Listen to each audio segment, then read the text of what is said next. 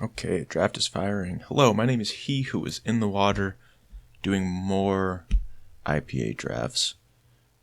Dromar is our rare, and it's a pretty good one. So it is 3 colors to lock ourselves in right away, but the card's pretty good. Just bouncing a lot of creatures.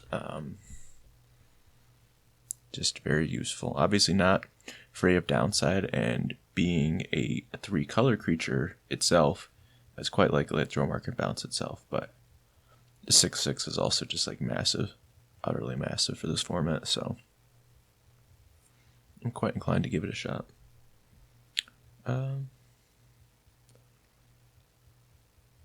Sleeper's Robe is solid. Repulse and Ravenous Rats are good too. Defiling Tears I never thought much of, but it kind of like blew me out pretty bad in some of the previous matches that we played. Okay. Here. Let's see.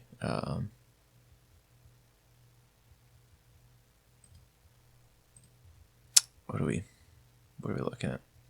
Reviving Vapors is like just okay. 4 mana for a cantrip is a lot, even if you gain some life, and like putting the other ones into the graveyard is like kind of dangerous when the format can be so grindy that I'm not really a huge fan of it. Fixing is hard to come by. Like, I really am going to be pretty incentivized to play Dromar, so I think just taking the Salt Marsh here is okay. Thornscape Apprentice is really cool, but I've been kind of getting burned on those decks, so like I don't feel the need to switch into that just based on that one alone. Exotic Curse is nice. Shackles is okay removal, but Vodalian Hypnotist is just very, very powerful. It places a lot of constraints on your opponent, and it's also just still a creature in the late game. So it's not the most useless top deck in the world, but if you activate it once, you feel okay about yourself because you just like paid a lot for Ravenous Rats. If you activate it twice, you're doing a great job, and if you activate it 3 times for value, it's just a really great spot to be in. Exotic Curse is probably the next card I would take here as like a reasonable removal spell, but I'm just gonna take the Hypnotist. So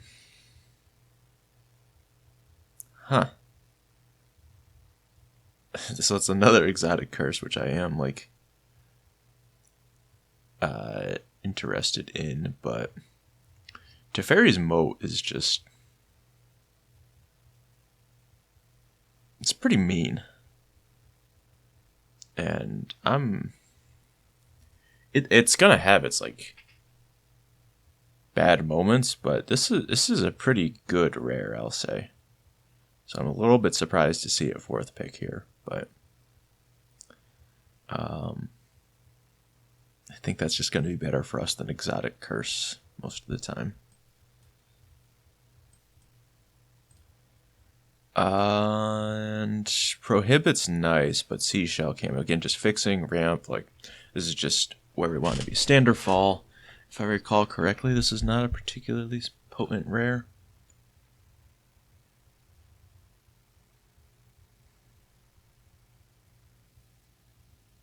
Yeah, it's just not where we want to be at all.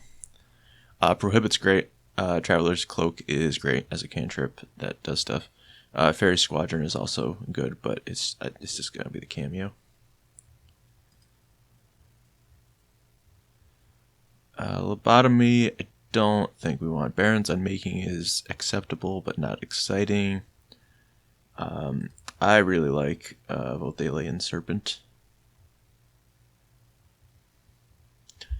Just a 6/6 with Defender for 6 is going to be pretty acceptable. And if our opponent is playing Islands, then it's really good. And with most decks being 3 colors, it's just like a pretty reasonable likelihood that ends up being the case. would also take the Vodalian Zombie or Baron's Unmaking would be my next 2 picks for in this color combination. But the best card is probably Serpentine Kavu. This is really a 6-drop though. We're not casting it that early, and I'm just gonna take Phyrexian Slayer. Flyers are great, and yeah, Reviving Dose is just a very mediocre cantrip that you never want to play. Crimson Acolyte's an acceptable sideboard card sometimes. Traveler's Cloak, again, okay, but we're already looking pretty light on creatures, and Pain and Suffering is just not really... The split cards are rather mediocre in this format.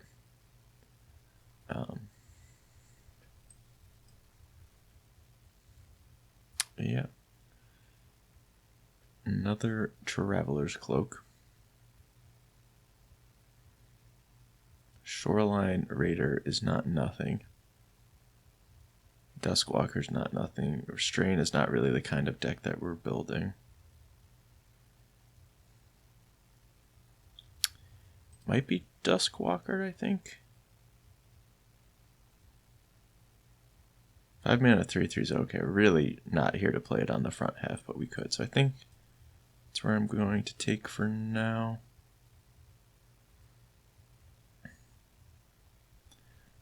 I guess I was sold on, Defiling Tears before. I will take it as either 2 black, regenerate your creature, or 2 black, ping something for 1. I think that flexibility could be good enough here. So let's give it a shot. I mean, that's certainly just straight up better than Cursed Flesh. Battleflies we're not going to be base black enough for. Opt is powerful, but doesn't really increase the power of our deck. It's just playable.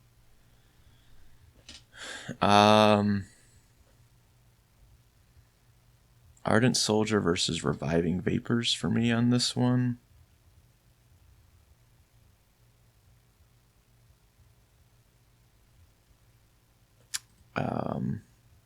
I'm just really not that interested in Soldier, so I guess I will take this.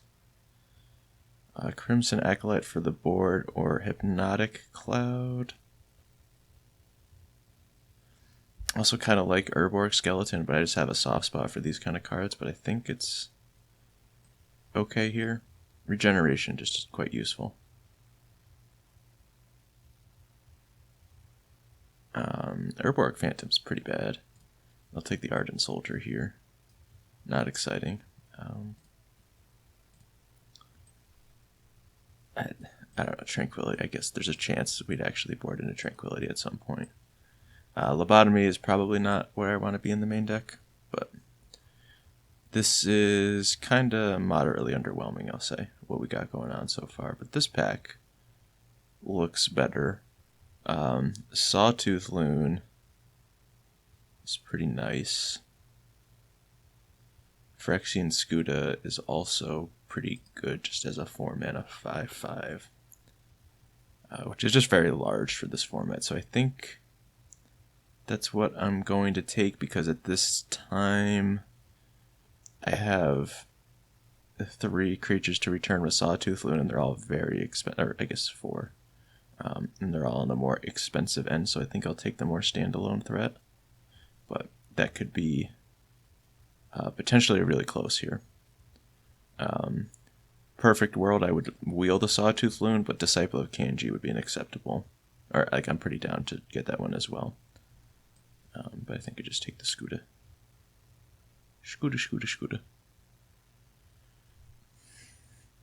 Okay, so now we got Silver Drake versus Samite Pilgrim.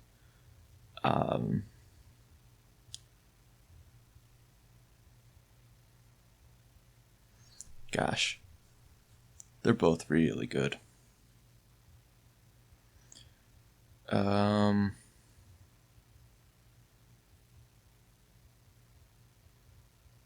think Silver Drake is going to be better for our deck in the long run, though. 3/3 on the flying is just not a whole lot outsizes that. There's a ton of 2/2 flyers, but not much gets bigger than that, and Silver Drake is one of those things. I think that's what we want here. This pack is a lot worse, but See, I don't know if I could bring myself to play Stormscape Familiar, even though it's like ostensibly quite useful. Strafe isn't really. Strafe is a good removal spell, but I don't think I want to splash it. Aurora Griffin, I think is probably just going to be my take here. Some concern for my curve getting too high, but I don't think that justifies Stormscape Familiar. The 1/1 just never matters. Okay, Dominaria's Judgment. What do you do again? Until end of turn, creatures you control gain pro white if you have a planes, yada yada yada. Okay. That doesn't seem great. Guard Dogs is can sometimes just be game over. Sea Snid's also not bad and one of my favorite cards ever. Couldn't just take another Aurora Griffin.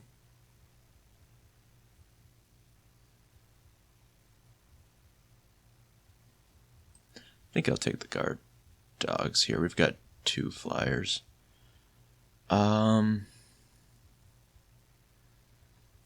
We can be Marsh.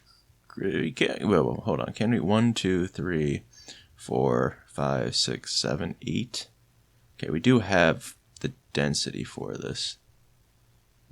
And making ourselves discard a card is a bit spooky, but because we don't really have any card advantage at this time. You got Vodalian Hypnotist, and that's it. Other than that, we're just like throwing things. But the 4/4 is just very big. Okay, Sawtooth Loon and Silver Drake. It is kind of funny because I do think Silver Drake is the better card than Sawtooth Loon. Like the draw 2, put 2 back is like value, but the 3/3 sizing is just so much more important, I think. I want to take it here. Rushing River is also a reasonable piece of interaction. But we really got to be prioritizing cheap blue and black creature. Blue creatures is really going to be the big one because that hits Silver Drake and Marsh Crocodile. Dromar's Charm here is just going to be easy pickup. It's not amazing. Yeah, we're not a Draco deck. It's largely just going to be a hard to cast Disfigure, but like we do kind of need that. So I'm going to take it. The counterspell is okay too.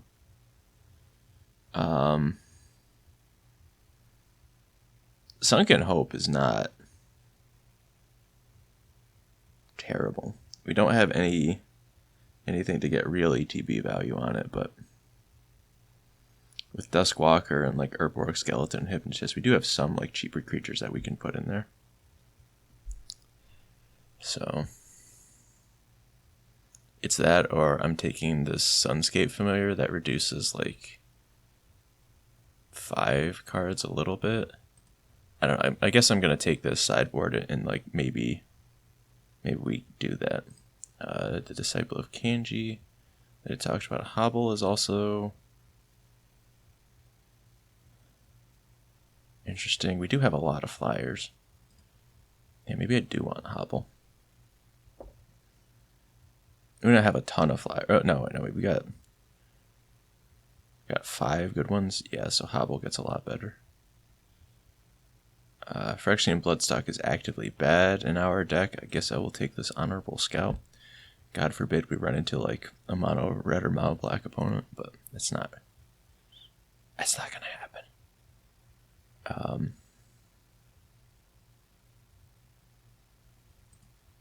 Guess take the Phantom here. Guess I will take this Judgment in case that here find a matchup where that's relevant. Sisei's Ingenuity is technically playable. Shifting Sky is not. So our deck, we want to try to pick up some cheaper creatures here. Like a Putrid Zombie would be really nice for both of our gating creatures. Some lower mana cost there. I mean, realistically, that's the problem when you play Esper or like a Shard, not a Wedge, is that like you get to this pack and you're just kind of like waiting for something, or waiting for something that doesn't come. Okay, this is like actually a pretty great pack for us because we've got Phyrexian Gargantua and Urborg Uprising, which are great card advantage spells that mitigate what I was talking about before. If this were like more modern format, I would say Urborg Uprising, because like getting your 2 best creatures back is really great, but like Phyrexian Gargantua is so big, and that's something that, like, in March of the Machines, which I've played a fair amount of, probably like close to 100 matches of March of Machines Limited. Like Gargantua is just less exciting in that format, because the 4/4 is like pretty mopey at that point. But like in this format, the 4/4 is nuts, and you get 2 cards. So I think this one's just quite a lot better. Another Brass Herald, that's humorous. Okay. I do not want to put Haunted Angel in my deck. We're not really Brass Heralding anybody either. So I think it's just a Mournful Zombie. The life gain is nice. 2/1 is like really not that bad. The Coalition Honor Guard is better, but I do think we have to have just like some consideration for curve. And that's Mournful Zombie will be that consideration.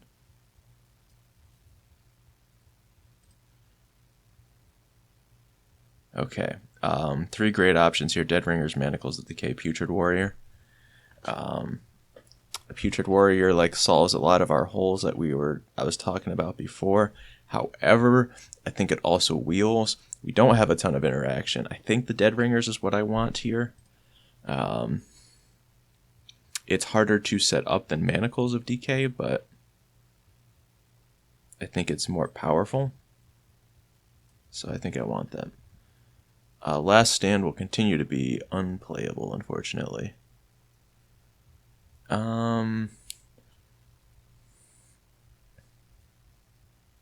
This pack is somewhat concerningly bad for us.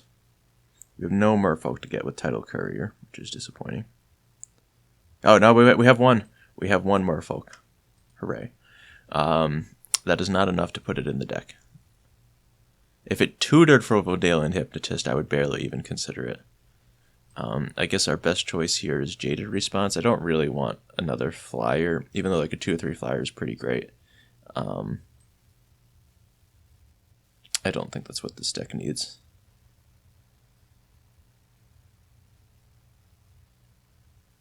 I don't really want to play 2 Deadringers. Evasive Action is pretty great. So is Reef Shaman for some fixing and being cheap. I think I want the Reef Shaman here, because it helps enable like these gating creatures that I've talked about having some concern with casting, as well as just also being fixing for us.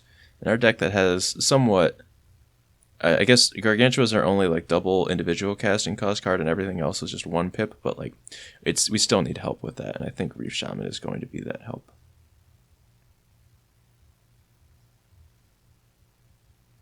Foul Presence or Mournful Zombie for this one. Foul Presence in general I do not care for.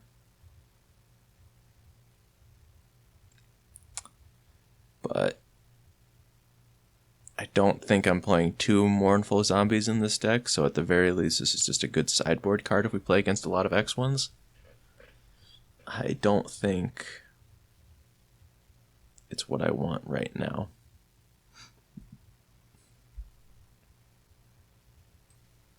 For the main deck. Putrid Warrior versus Manacles of Decay. Alright, so how much... let me just like pull aside interaction here. It is not much.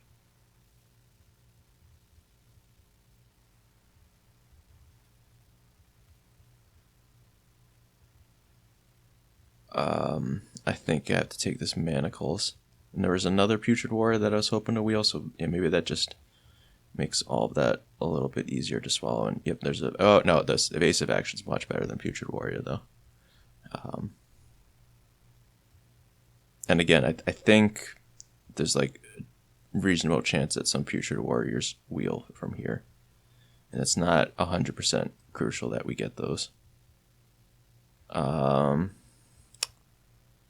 I don't think I'm playing Necrodisciple for the prevention, but I also don't think I'm playing Shimmering Mirage. There's some great Sultai cards. Oh wait, did I should be just taking this order. That might have been sloppy. Maybe I don't know what I took over that, but that might have been a bad decision to let that go when I did. Yep. Okay. Here's a Putrid Warrior. Fantastic. Soul Link not really doing anything for us. I only think I really want one Putrid Warrior. I don't think I want that many. Could play a second. I don't think we're definitely not a Reviving Vapors deck.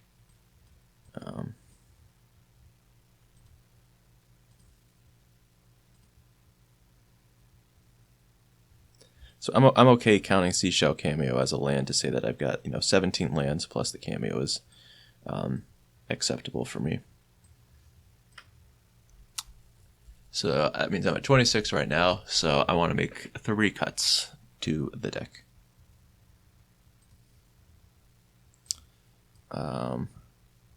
And we can cut Defiling Tears for a similar reason to Foul Presence. I just don't really need that in the main deck.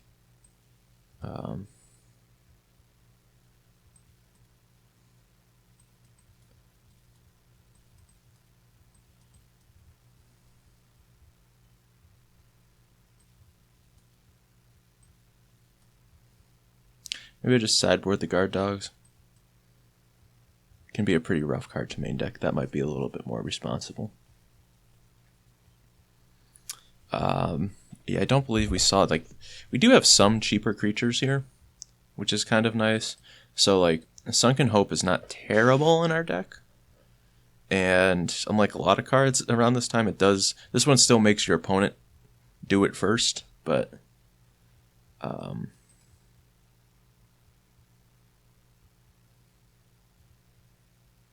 oh, that's so good with Vidalian Hypnotist, though. That's so cool with Vidalian Hypnotist because it bounces up to your hand.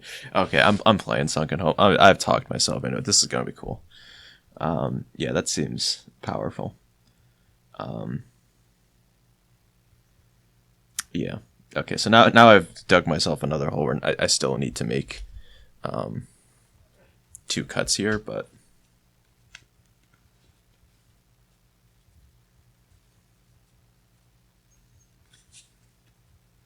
yeah, I mean, this just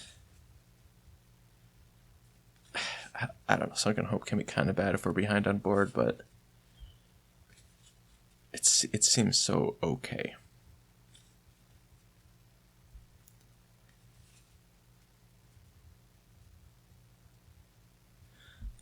But I am really struggling on where to go from here. I think Hobble is just not going. I guess Hobble and Manacles of Decay have pretty bad synergy with Sunken Hope. Really bad synergy. So, is that something I even want to...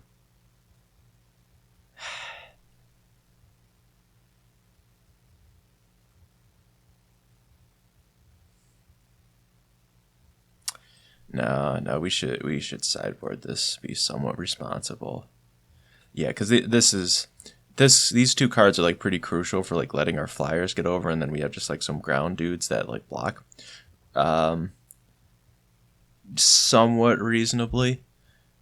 It's same with Teferi's Moat, and Sunken Hope is just not really in line with that game plan, but it's close. It's close in our deck. One more cut here.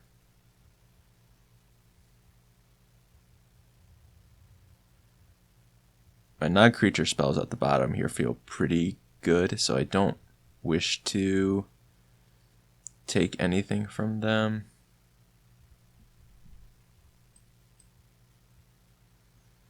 I am kind of looking at Skuta, but I just shouldn't because a 4-mana 5/5 is again just monstrous for this format.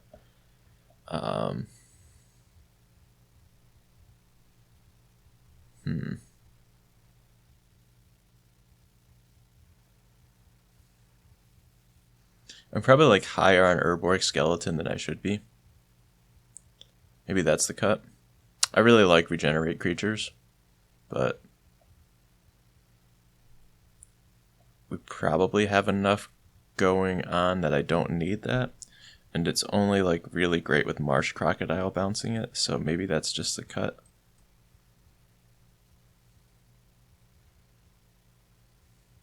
Ardent Soldier also is like looking a little bit suspect, but this one flips our two Silver Drakes, which I think is more crucial. Like that count we're more dangerously low on. We've got 5 things for the Silver Drakes. 2 more if we get out here. So it's like those cards are gonna be difficult. Marsh Crocodile can like, convert a Duskwalker into a Silver Drake at some point, but that's a stretch right there. I think I'm okay with this. Acknowledging that, yeah, our Silver Drake count is a little low. Alright, so show me 5/5/5 across the board here. Which do I want 1 more of? I think it's going to be a Swamp because I have Seashell Cameo for slightly more, and I have double black in Gargantua and no double black anywhere else. So, the Salt Marsh makes that a little bit difficult, but I think white is like the color that we are most comfortable waiting on. So let's do that, I suppose. Groups. This is appropriately sorted. Break out the old snipping tool, and I think we're ready to go. So, yeah, let's do it. Okay, we just have the Instafire here. Opponent has chosen to play first, which is fantastic. I like them taking that decision away from me. This hand is very slow, but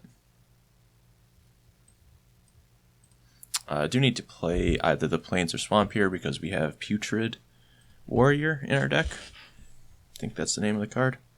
So need to allow ourselves to play that on turn 2 if possible. I believe that's our only 2-drop that has restrictive. Yeah, everything else should be obvious. Rats. You can have my Plains.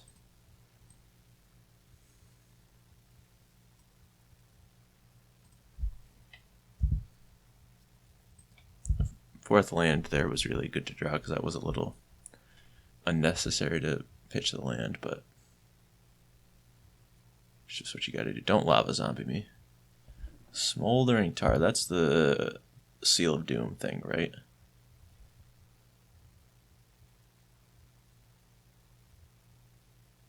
Yeah, 4 damage to target creatures, so I could play Cameo and just try to play through it to like hit my Serpent, but I also kind of like not losing the life, so if they want to spend it on this, I'm quite okay with that. That's a good card though. Good card indeed.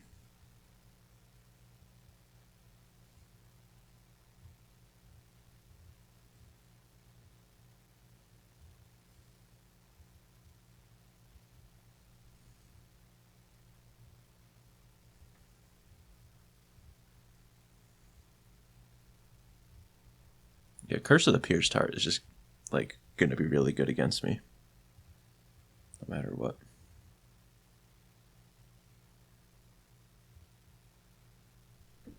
Is this sorcery speed or yeah? Okay.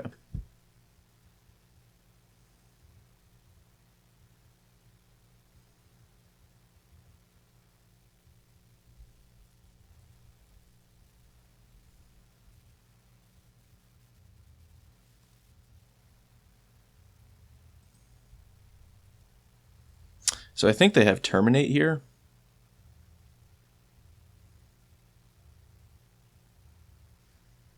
because they did leave up this red-black. And it makes sense that they may want to, like, play things a little bit more passive. So if they have Terminate plus Smoldering Tar, like, paying life for this Skuta is pretty rough. Don't really want to do that.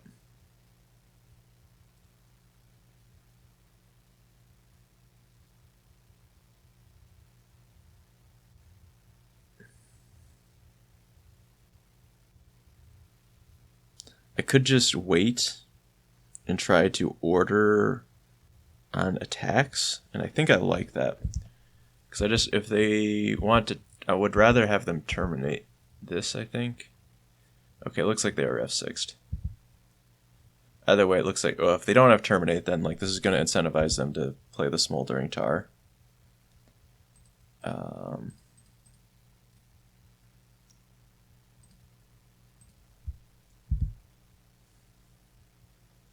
Or I'm just like eating the Ravenous Rats this way. Sure, maybe they have like an Urborg Uprising, but like I don't think we get to play around that for free.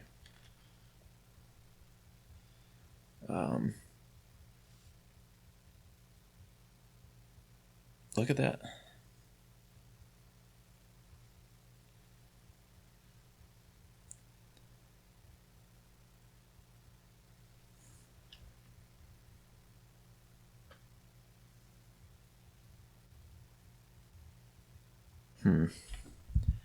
Interesting spot. Okay, so we know we have Ravenous Rats in their hand, which I don't really want to. Like, I could go Seashell Cameo, Unkicked Ardent Soldier, but I want to discard this old Ardent Soldier. So I think what I'm going to do is just kick the Skuta in there. Dangerous as it is, it's a 5/5, and they didn't have Terminate that one turn, I don't think. And in black, like, that's the best thing for them to deal with the Skuta, because otherwise it's going to be just difficult to kill. That's a lot of mana. That's a lot of mana.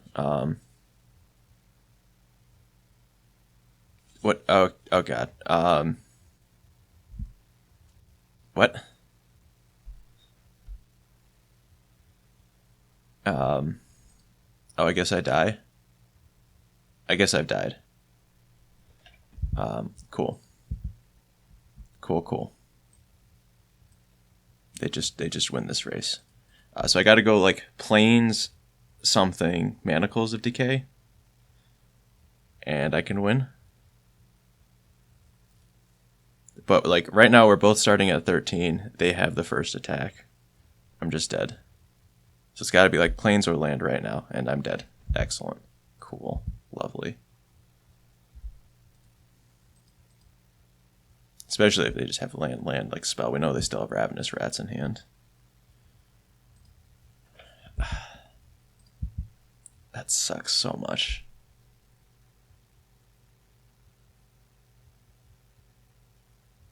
I don't think I played around that badly. I think paying it kicked for that turn was reasonable.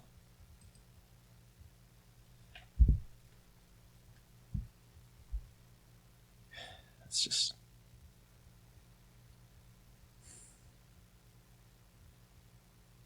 wow. Oh, we had outs.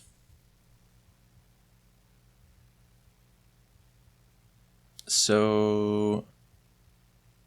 Mardu colors. Guard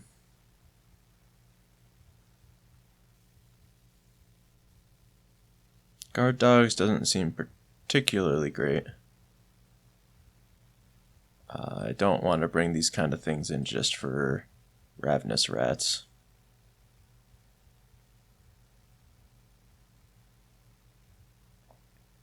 Sunken Hope is like actively pretty bad versus their Ravenous Rats, so I think I'm okay to just send it back, but very easily take the draw versus Ravenous Rats. Also, just in this format, that's what you do, I believe. Keeps working out for my opponents to take the play, but I'm on an 0-6 heater right now, which is starting to build up some moderate frustration. I don't think I'm going to run out the Duskwalker. I think the 3/3 is going to be more important. Especially because we already had the double swamp rolled up for such a card.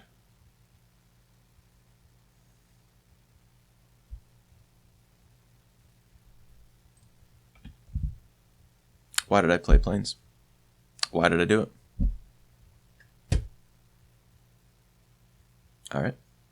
Just don't play something I need to counterspell like this turn, or just like I mean I guess just for the rest of the game, because now I'm going to be playing Aurora Griffin if you don't do anything, and it's just oh god okay. All right, well, we're at this point anyway where, like, I would be tapping out for Aurora Griffin 100% of the time here, so the punt didn't matter, but, like, it was bad. Yeah, Tundra Krabu, you got it.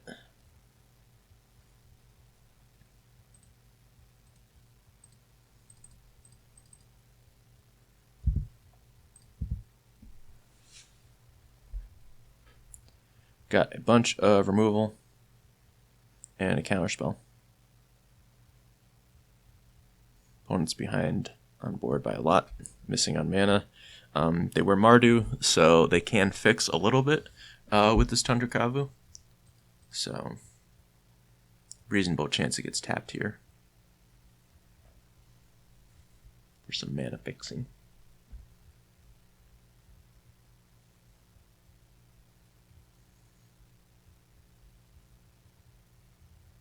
Very likely they have a removal spell of their own.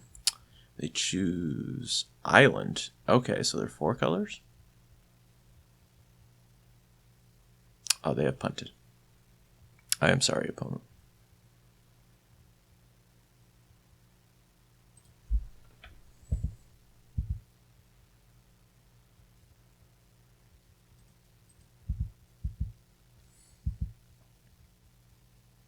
Guess it's not a huge deal because, like, they weren't attacking either, because I had 3/3 on tap, so it's not bad. All right, do they have it this time? Maybe I should have killed that with Dromar's Charm, but, like, gosh, counterspell is just so nice. Like, yeah, I'm just okay to counter target spell.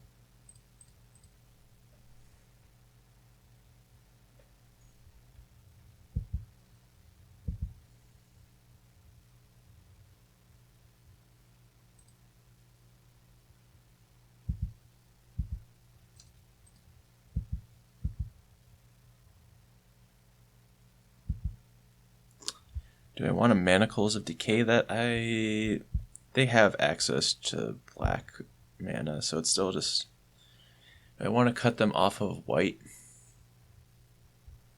No, because I think most of the stuff they had was like, no. We didn't really see white cards other than Deso Angel that were like extremely problematic, so, which I guess Deso Angel would, oh god. Okay, all right, we can kill that. We can kill that. Okay, good. That card solos people.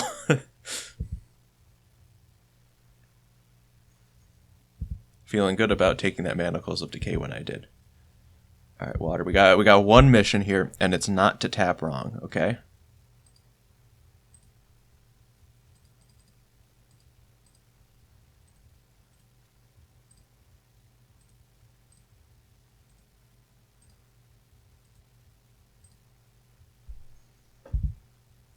Alright.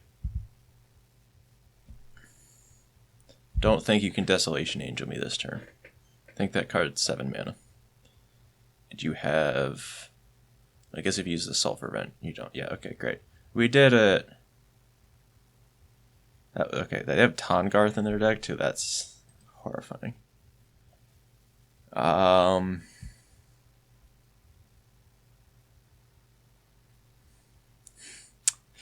Not really seeing much here that's good against Tarngarth. Maybe I do want this Lobotomy. I've got Tongarth and Desolation Angel. I can't beat either of those cards. I probably need this one. Those cards are really good. I guess Dead Ringers would have been fine there for Tongarth, but I also probably should have thought about this earlier because they're a pretty heavy black deck. Maybe this doesn't have enough targets. But now that we've seen Tahngarth and some red creatures, we probably just have to try to keep it in there. Aurora Griffin, I think, also combos where you can make like 2 creatures white and then Dead Ringers. And yeah, that's 7 mana, but 7 mana like double Doomblade is like pretty good. So, you know. That was a lot of words. Let's bring it back. What am I doing here? Yes. So I think I want this lobotomy. What do I not want? Hobble is certainly less exciting because they have terrifying things like Desolation Angel and Tahngarth, where Hobble isn't really going to solve the issue. So maybe I take that out. I think that's reasonable. Feels somewhat like I'm the beatdown and they're not. And ooh, hold on. All right, now we're just gonna like a break outside of the game here. I'm wearing a new shirt, new button-down flannel, and I just realized it had pockets in it. That's awesome. Love pockets. Okay. Okay. Yeah. This hand's great. This hand's awesome. Surprise pockets. Okay. Kind of an awkward angle with my armchair, but whatever. This is the content everybody's here for. Does Water have pockets in his shirt? Yeah, so Reef Shaman's pretty nice here. Yeah, so they're pretty clearly still Mardu. They tapped the Tundra Kavu for Island that one turn, but I don't think that's actually what they're up to, so...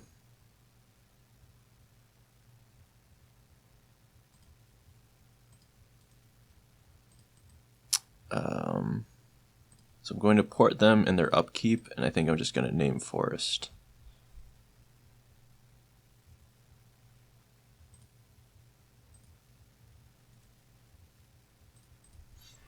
And then I get the Silver Drake on my turn, then play a Phyrexian Slayer. Hopefully that just kills him.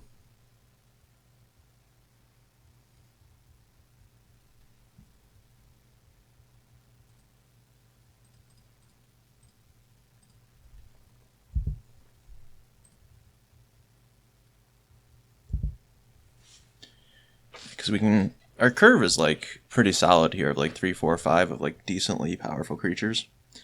They can Tahngarth here. Oh, okay. Thank God.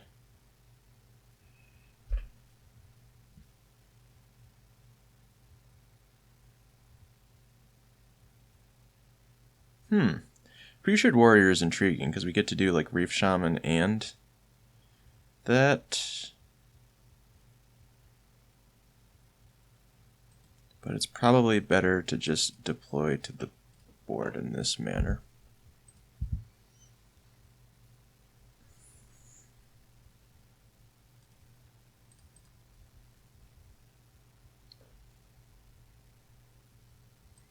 I'm feeling okay.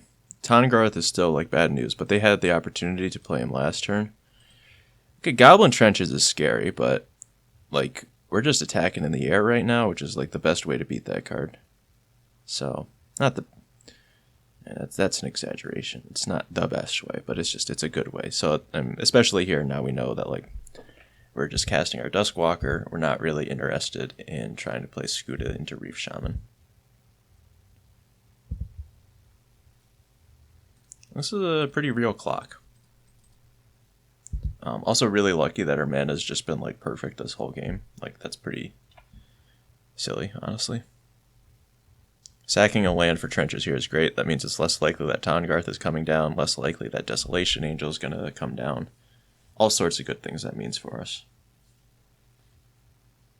Fire Screamer can block, but they tapped in such a way that they have to sacrifice a land to do that, so it's pretty good for us, actually. Also, this Goblin Soldier token, it's so sick. I love it. One of my favorite token arts of all time. This whole format's just sick. Like, yeah, you want to sack your land to... Okay, sure. Deal. Gonna play Putrid Warrior and Reef Shaman as things that block reasonably.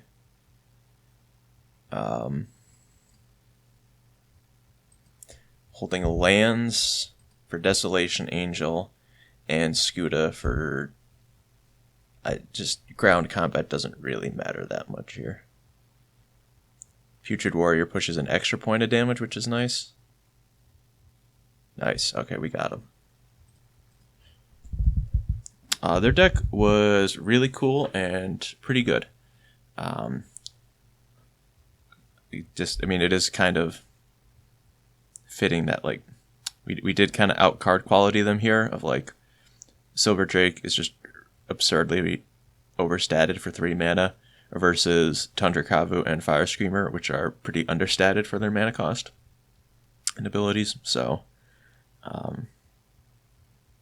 Goblin Trenches could have easily taken over that game, but thankfully we planned and had flyers. So, cool. See you for the next round. Okay, round number 2 versus Flavio Miko. I have chosen to play first. That is good for us. We are missing black here, but if I recall correctly, I added in the 6th swamp. So we've got 6 swamps and Salt Marsh. That is like the most populous land in our deck, and we have pretty good cards and something to do anyway, so I think I'm going to keep this. As much as keeping a 4-drop on the draw with nothing to do in between is like asking for a little bit of trouble.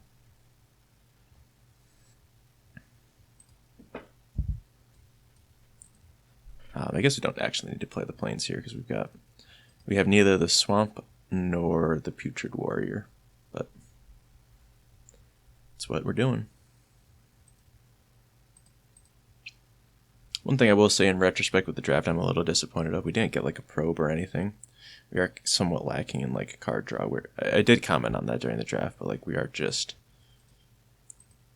mid-range, or not mid-ranging. We're just chucking our creatures on the table and praying that they're bigger. And I mean, like, look at these creatures. They are like pretty big, pretty scary. So it's not a terrible plan. It's just not traditionally what you think of Esper in Magic as like, oh, I've built my blue-white splashing black deck and I'm just going to overpower my opponent. It's not typically what that color combination does, but it's what we're doing here today. Thunderscape Familiar, you know, it all comes back to it. I've been playing that card somewhat recently in Pauper. It's like the first time I've been excited to play Thunderscape Familiar because the card's a little rough. Shame that deck didn't work out quite as well as I wanted it to, but still cool. Really proud of that one in particular. Felt like a good blending of archetypes in a meaningfully different way that was still like pretty... Oh, wow. Oh, Jesus.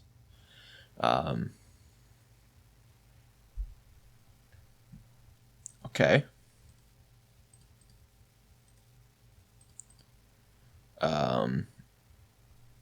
That's a lot of mana. It's like the scariest thing they can do here. Like Thicket Elemental into something nutty. Maybe a Stratodon if they have like another land type in there. This is 7 mana. Turn 4.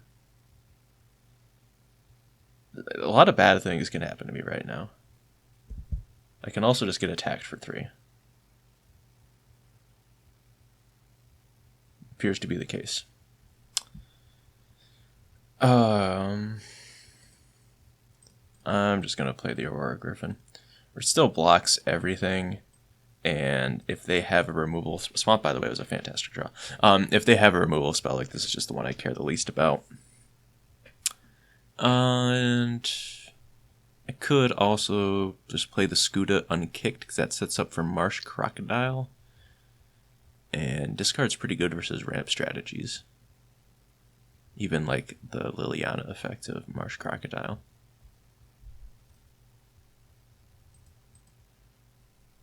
Potentially, no, they've got the herb work up. I was going to say, like, maybe I shouldn't have given black to this Query Explorer, but they already had access to it.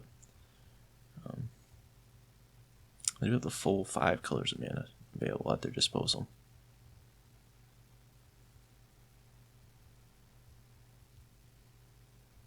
Pincer Spider. Okay. You got me.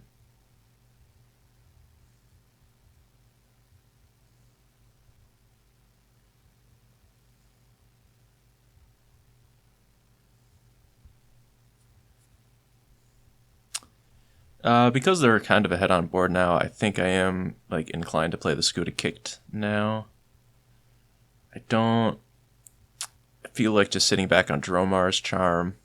Like, this was their best play this turn. I guess Dromar's Charm could kill Pincer Spider, but that opens myself up to a lot of combat tricks, although if they're like not attacking for 2 turns in a row here, they probably don't have combat tricks.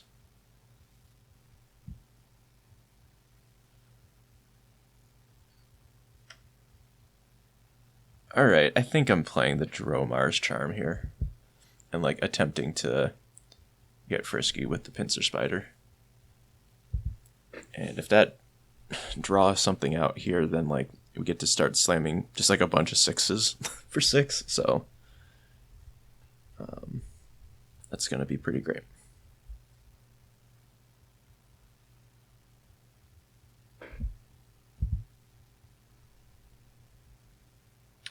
So if they attack, I want to do it before blocks so that if they have some sort of protection spell to stop this, I don't get 2 for 1.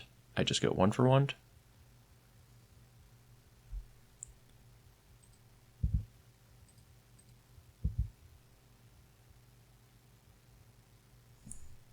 And they didn't attack with anything else, so yeah, just reasonable chance that this just works. And Pincer Spider was their best play. Again, they have access to all 5 colors of mana. It's just basically, did they top deck an impactful spell, and not worried about playing around that as much. So it looks like they didn't. So we're just going to slam Dromar the Banisher.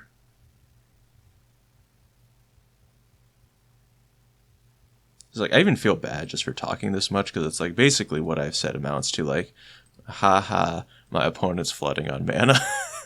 And look at me sounding so smart for all the different ways I can play around my opponent, probably just drawing another land.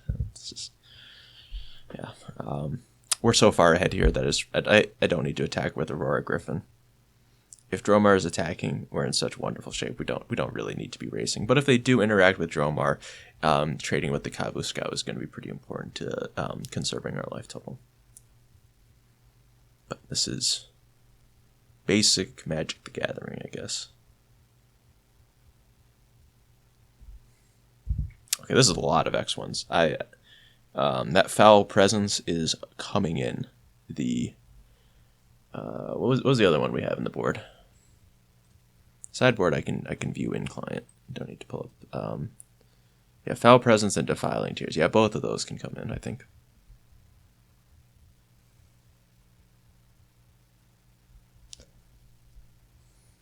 I just don't even care about spending mana to bounce everything to their hand, right? Like, it just does not matter.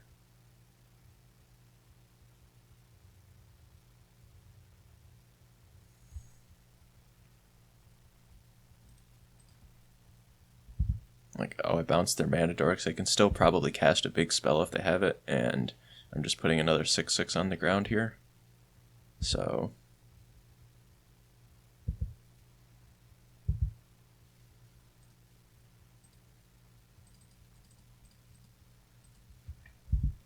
I guess like maybe next turn it's slightly better to do that, because if I bounce their spells and then like evasive action for a possible top deck, that's like slightly better, but I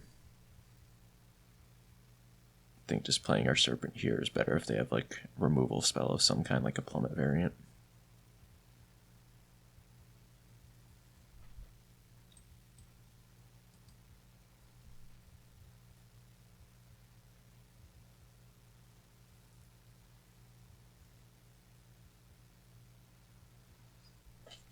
Yeah, so they don't have islands for our Vodalian Serpent, but it's just going to outsize a lot of what they have going on. So I think we're going to hold on to it for a bit. Cool. I was going to say, should I have Marsh Crocodile at some point there? No, I don't think we really needed to do that yet. Although the Shaman again is like pretty nice efficiency, but I don't really want to discard anything either. So I think that was fine the way we played it. But yeah, so red green, small friends ramp into things that we didn't get to see what they were ramping into yet. Sunken Hope does strike me as stronger in this kind of matchup. Defiling Tears I don't think we quite need, but Foul Presence looked really nice at just like managing a lot of those permanents. Hobble I think is going to be incredible in this matchup. Scuda is going to be pretty great. Teferi's Moat also is going to be great. Our deck is just like pretty well set up for this sort of thing.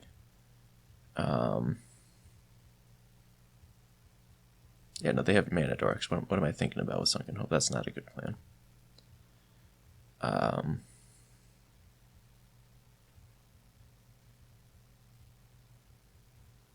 Mournful Zombie looked pretty poor, I'll say, and is not going to likely add up to much. Yeah, Foul Presence I think will be slightly better there.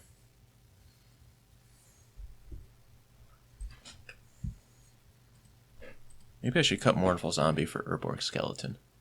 Just in the main deck. Maybe that's better.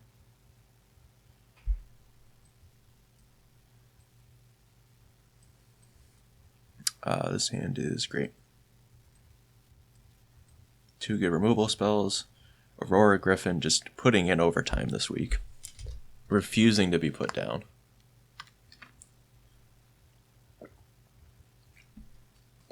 Finding its way into every hand.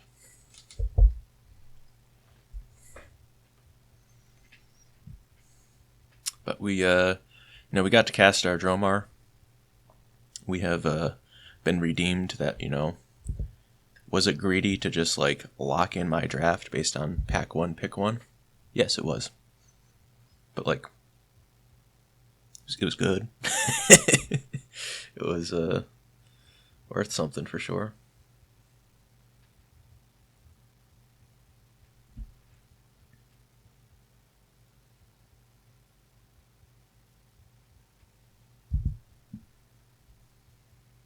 I didn't notice we're this much up on clock. I guess I've just been like rambly enough today that I've had enough to fill the time with. Aquarian Explorer is pretty good here. So white was a color that they were kind of missing, but they had it through their Aquarian Explorer before, so nothing too different yet.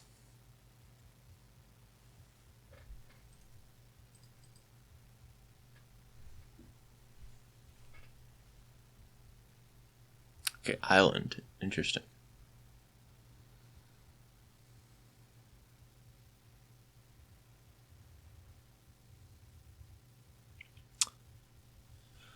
My hand's awkward enough here that I might hobble the Amphibious Kavu. If I don't get anything proactive to play on my turn, that card's just going to deal me a lot of damage. An Aquarian Explorer I'm less worried about, but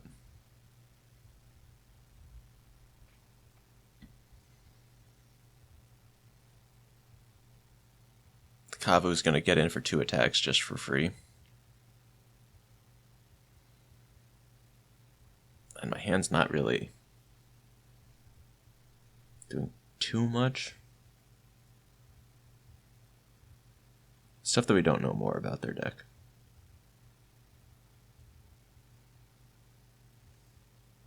Just, it feels a little ambitious to say that, like, I'm going to cast Aurora Griffin and that's just going to be good enough to block the Kavu. It's blue and black creatures that care about it blocking, yeah.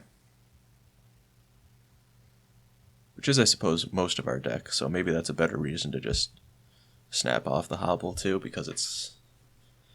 like, Aurora Griffin is kind of our best blocker, and it's not gonna do a good job. Yeah, that sounds. I think I've talked myself into this being a reasonable choice. Opponent has also given me 2 minutes to talk myself into this.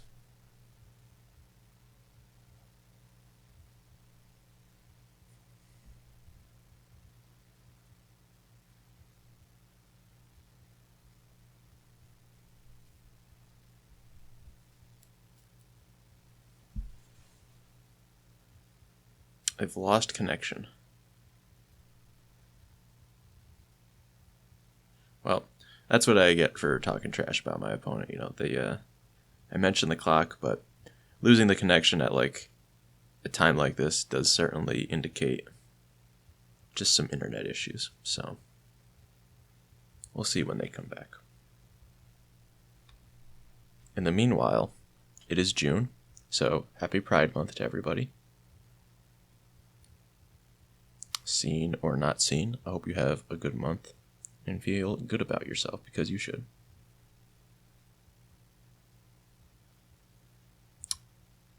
That was I actually did have a piece of paper with notes for like things to fill time with in between, because I had a couple of random thoughts pinging around my head, but I believe I've gone through all of them now. So we shall wait for the connection to return. Okay, well, unfortunately, my opponent has not returned, so I just get the win there in a game that I felt was very much undecided. So I would have cast Hobble on Amphibious Kavu, cantrip into Swamp. In the following turn, I would have drawn Moat. Moat would have been pretty good. Griffin into Moat would have been a strong series of plays. So, but we shall never know. So, on to round 3. Okay, here we are for round number 3. We are playing for the trophy. Do I want to play first? I do not. Important to think carefully. Oh, this hand's a banger. Oh, yeah. We've just been having some sick opening hands. Although maybe my standards are just low right now, but I'm looking at just like functional mana. It's like, whew. Whew. Love it.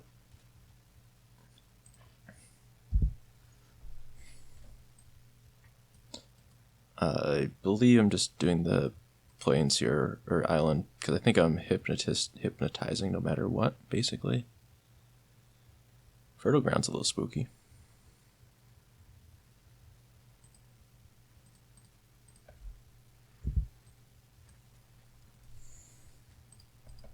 I think this just curves the cleanest, where we get to go Silver Drake next turn, and then hold up. No, I guess we can't do Hypnotist plus activation, so I guess it's going to be Drake into Skuta.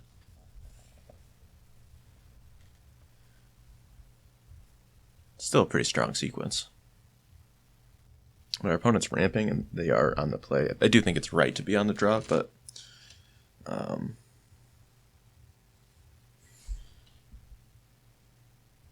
okay.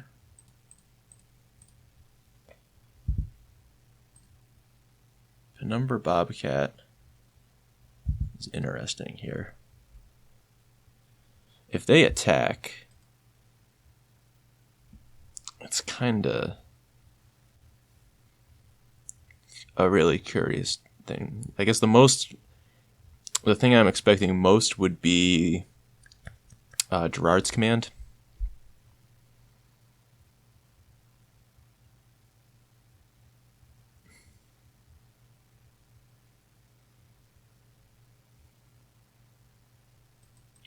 The Skuta also makes me like not really want to take 3 forever or 2 forever from this Bobcat if they attack.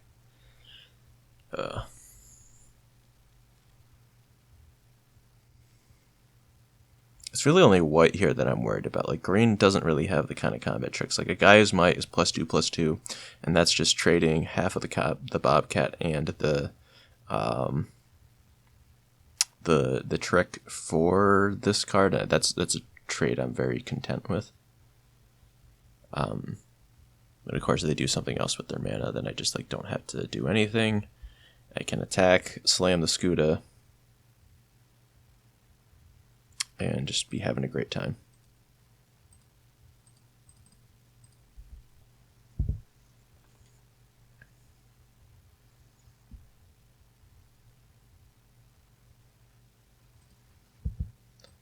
Duskwalker is good here. It's like a little awkward on the mana because now I really want to play Duskwalker turn 5, and I'm going to be stuck with like 3 blue spells in hand and like 1 blue mana. But I think that's just something we're pretty okay with. Having a 3/3 here is going to be really nice because it makes the Skuta attack pretty easy on this coming turn. I'm okay with making a bunch of sweeping trades. I think. Like if they put everything in front of this Skuta, how do I feel? I feel kind of bad, actually.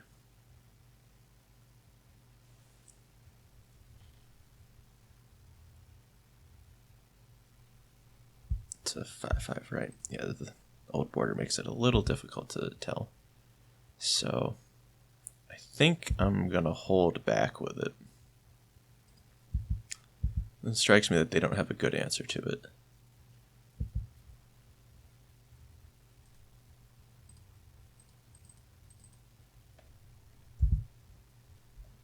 But then we can just start attacking for 6 unblockable.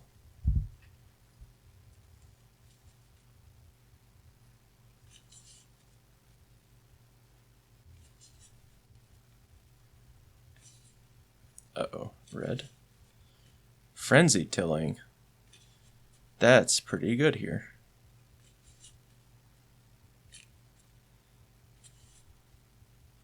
We are still in reasonable shape. Ooh. Oh yeah.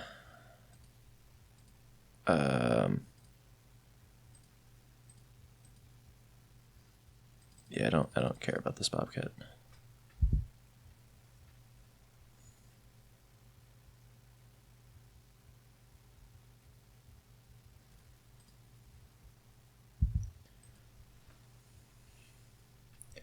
It almost certainly blocked the Skuta here. Guy's Might is fine.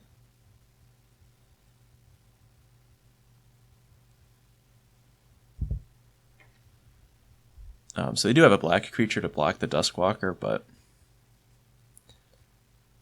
they have to have like a pump spell, like a removal plus pump spell, and I think we're just doing okay.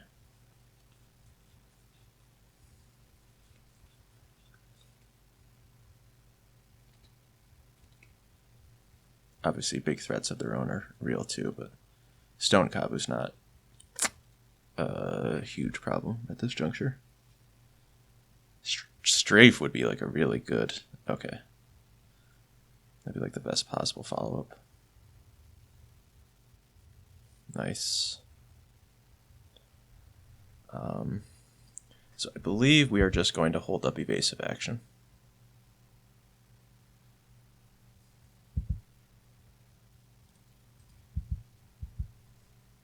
Fertile Ground into Frenzy Tilling is like pretty gnarly. Like to see a chump there because now that like a combat trick, which evasive action would be really bad against or ineffective against, isn't something we have to worry about. Okay, so they have some combat tricks. I don't think I want to bring in Foul Presence for. It is kind of good versus Bobcat.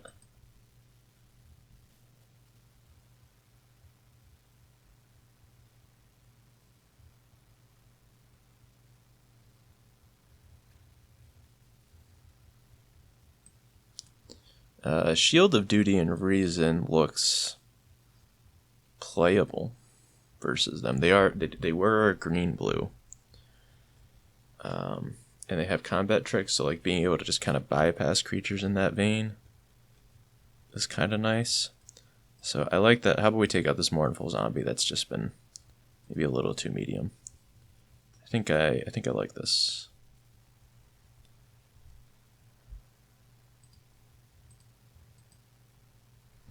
I'm gonna have like a creatureless hand now with Shield of Duty and Reason. That's gonna look awful, but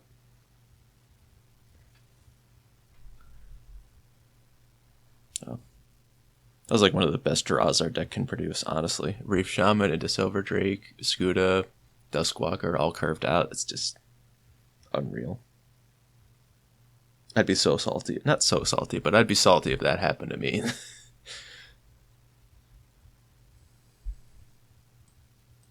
3 colors of mana can just like does not get much better than that. They're choosing to play first still.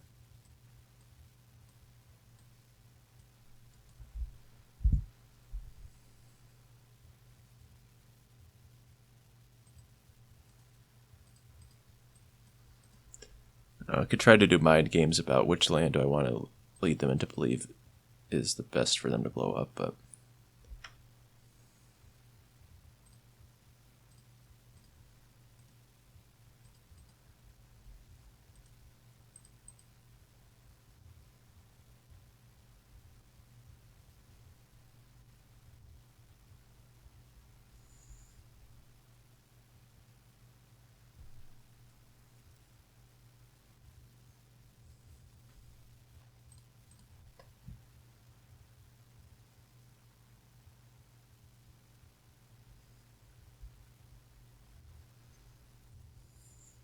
Coastal Drake is one that I'm just like very happy to Manacles of Decay plus activate on.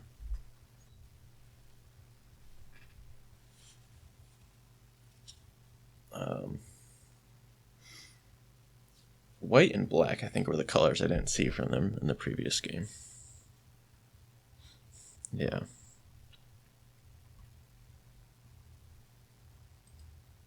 Although I guess, like, so what I'm thinking about right now is how do I activate Reef Shaman? But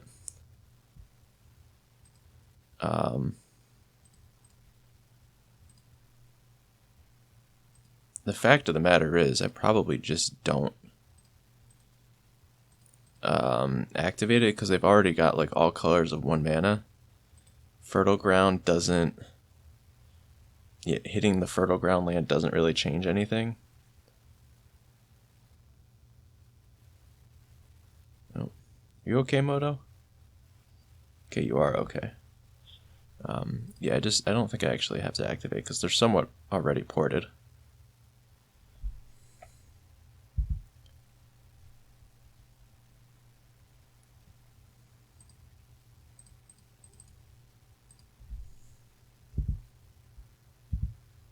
Reef Shaman is nice here if they do attempt to... No, that's not... No, I don't F6, because they do actually... Like, I do have an ability. If they have, like, maybe Tribal Flames or something like that. I don't know. If they went, like, land some domain card, then I would need to. Okay.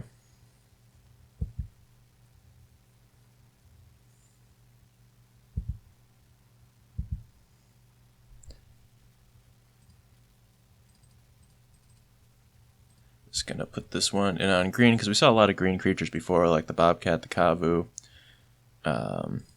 So we're just... Aha, we win!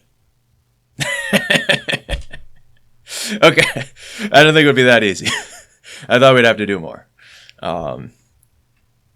Okay. Nice. Nice. That's awesome. Love a trophy. That was a great trophy. Deck was sick. Very good draws. Again, like just... I think that last match was like just... These were some very, very powerful draws that we had here of our mana lining up and our opponent having less functional mana, but also just had some like very powerful cards at our disposal. I am not confident that I navigated that draft perfectly, but I would say I navigated it. No, I wouldn't even say adequately. I think like Dromar and Moat and identifying those like the Serpent were good, but I think pack 2, I didn't do a great job. I did identify that Silver Drake was good, and I think the thing I posited earlier about like Silver Drake is better than Sawtooth Loon. I think we demonstrated too that just like having a 3 power flyer on turn 3 is just very, very powerful in this format. And obviously, we drew Vodalian Hypnotist to enable that, but and so like that was a good draw, but this card's just very, very strong. And we just had some other powerful, hard to interact with cards. So cool.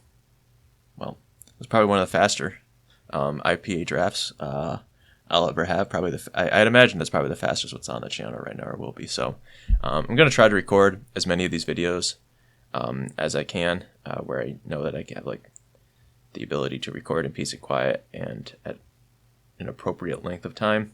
So we'll see. I'm going to just kind of sprinkle them in. I won't dump them all at once. I'll try to do like one a week, put them up and see that. So we'll see how far that takes us. But I'd like to get back to playing Pauper at some point, but just really been enjoying like the various limited formats. And I want to, in general, I just want to put out content that I'm like, I have done legwork to feel like very confident in the evaluations that I'm making, and like I played a bit of Red and Pauper lately, but not enough to like make me feel like I want to have a video where I'm like, this is, these are conclusions that I can confidently draw from my experience with the deck. I'm just not really at that place with the format right now, so I want to get back there, but I've just been enjoying tooling around with limited, and in the March of Machines sealed has been great fun.